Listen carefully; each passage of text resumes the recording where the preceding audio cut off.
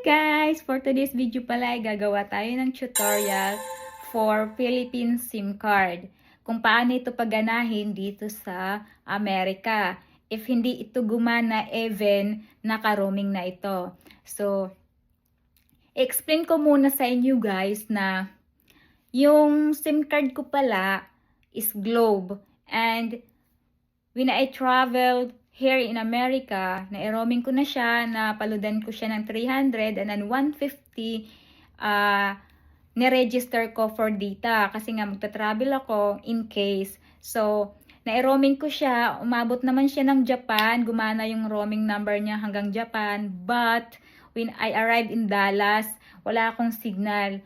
Hindi ako nagkaroon ng signal hanggang gamit yung roaming number. Hindi ako nagkaroon ng signal hanggang dito sa Florida. Gumana lang siya when I was in the plane from Dallas going to Orlando, Florida, na mayroon silang Wi-Fi. Yung Wi-Fi nila is pwede ka gumamit ng ibang network sa Wi-Fi nila. So I connect them, then ayun, nakapag-text ako sa husband ko. So, when I arrived in Florida, hindi gumana yung SIM card ko. As in, 2 months. For 2 months talaga, walang text messages kasi no signal. Pero yung GCash ko, gumagana siya at hindi ako sinisinda ng OTP ni Globe.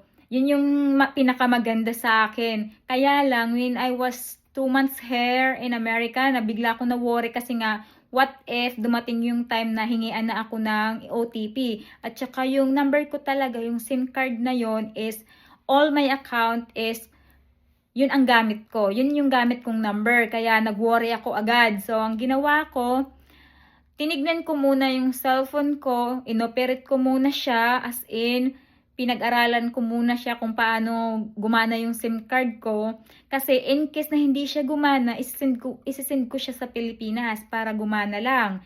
Tsaka makuha ko lang yung OTP kasi papalitan ko lahat ng number ko.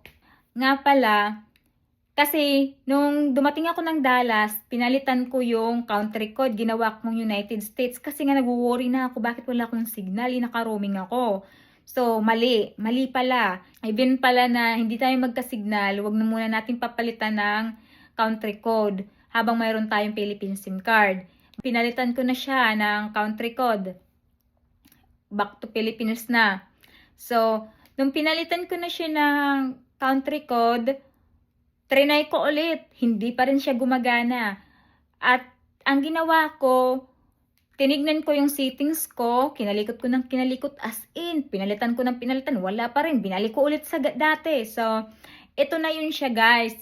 Ipapakita ko sa inyo kung paano ko siya napagana dito na gamit yung network ng Amerika.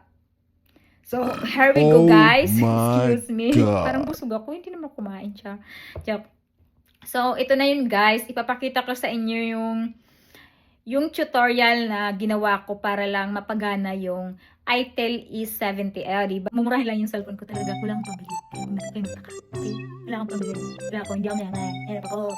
Okay guys, ito na yung tutorial guys. So guys, ito na yung cellphone ko, itel E70. So guys, ito na. Naka-Philippines yung cellphone ko yung country code, Philippines. Huwag nyo ilalagay sa United States. Punta tayo ng settings, click natin yung settings na yon. Ayan, hanapin natin si SIM and Network Setting. Click lang natin yan. Hanapin natin yung Philippine SIM card number. Dahil yung sa akin ay Globe, punta tayo sa Globe. Click mo si Globe. Ayan, angat mo lang yan. Ganon. Itong prepaid network pala, i-type is 2G, 3G, and 4G auto. Huwag mo lang ilalagay ng 4G. Okay? Kasi dati 4G ang ginawa ko. Ayan, 4G han. So, ganyan. Kasi para yung network is bumaba man, nag 2G man, at least may network ka. Diba?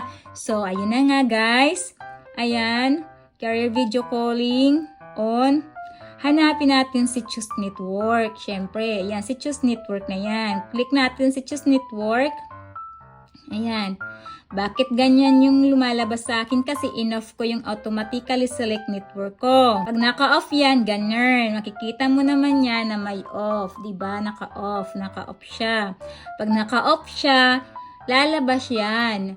Lalabas ang mga yan. Ibig sabihin, ito yung mga network provider dito sa Amerika.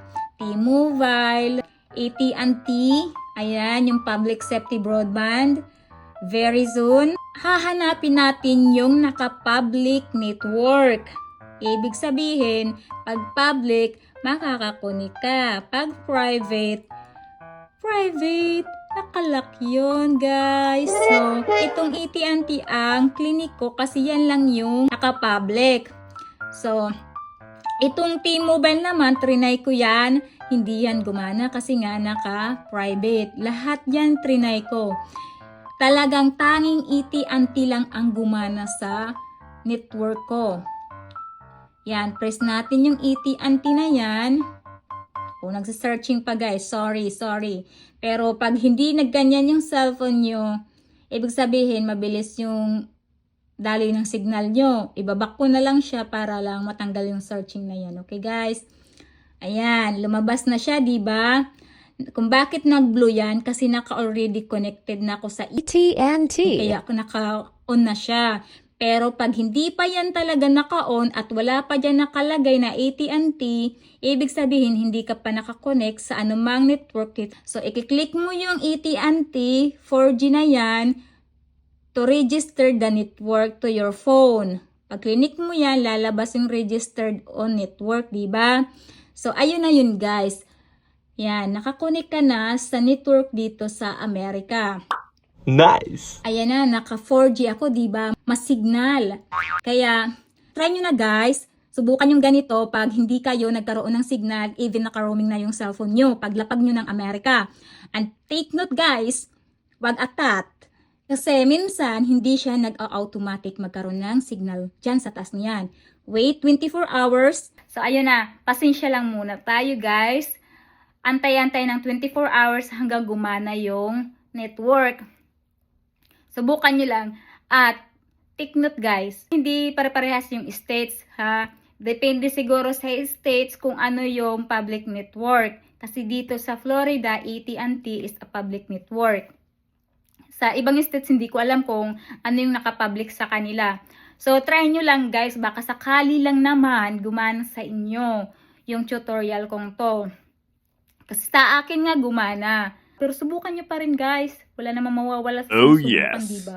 So, ayun lang guys. Sana may natutunan kayo sa video na ginawa ko. Kung may natutunan kayo at gumana tong video na to sa inyo, please wag nyo namang kalimutan mag-like and mag-share para dun sa iba na hindi pa nakakaalam, makatulong na din. Para hindi na rin sila mag-worry too much na yan. Okay? Huh? Para hindi na sila mag-worry sobra-sobra. Kasi masyado na tayong worry dito sa buhay natin, guys. Ayun lang. Bye! Oh, don't forget to follow my page. Bye!